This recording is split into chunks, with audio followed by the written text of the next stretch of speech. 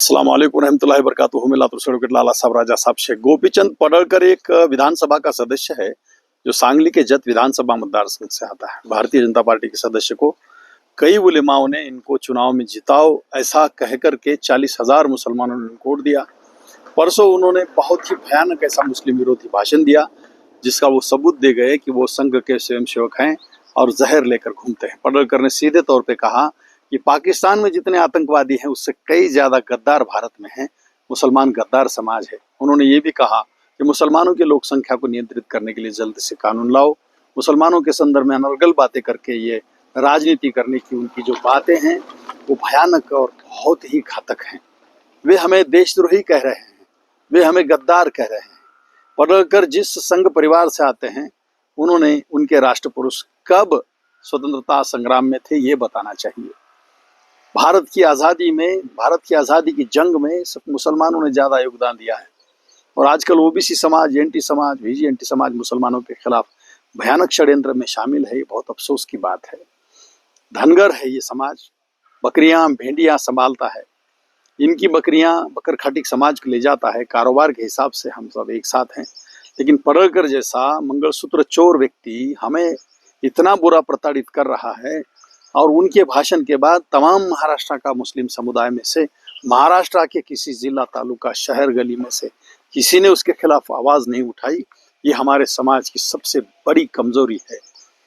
इस संदर्भ में बड़ी सी प्रेस होनी चाहिए थी, एक बड़ा एजिटेशन होना चाहिए था कि कोई भी व्यक्ति, जनाब रायगढ़ पर एक कुत्ता है स्मारक, कुत्ते का स्मारक है, उसको निकालना चाहिए।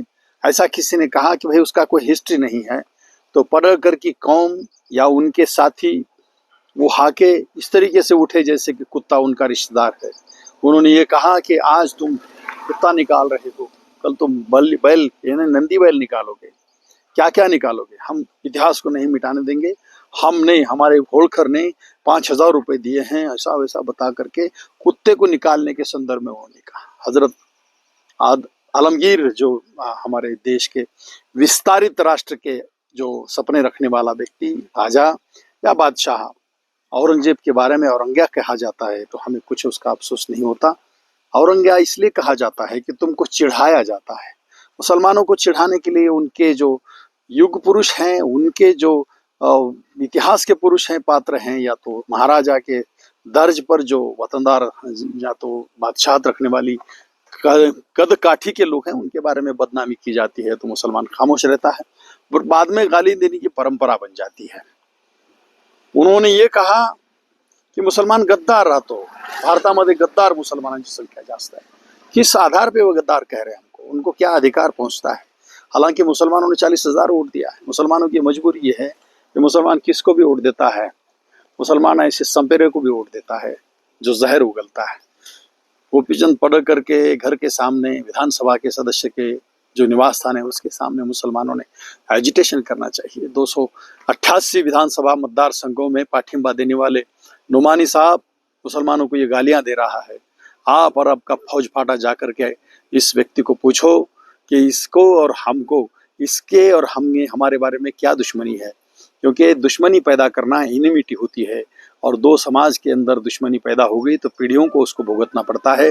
जो समाज गालियां खाकर खामोश बैठता है, बदनामी को चुपचाप सहन करता है, कुटन कट्टे में ही रहता है, आपस में ही चुगलियां करता है, उस समाज को धनगर समाज जैसा वो व्यक्ति जो पडळकर, जिसके नाम पर मंगलसूत्र की चोरी का इल्जाम है, संघ का ये स्वयंसेवक मुसलमानों को खुलेआम गालियां दे रहा है, मुसलमान को गद्दार कह रहा है, मुसलमानों को बच्चे पैदा करने वाला समाज बोल रहा है। तो ये समाज इस तरीके से अगर खामोश रहा तो हमारे जीने के वांदे हो जाएंगे। आने वाली नस्लों को हमें क्या मुंह दिखाना पड़ेगा, ये तुम सोचिए।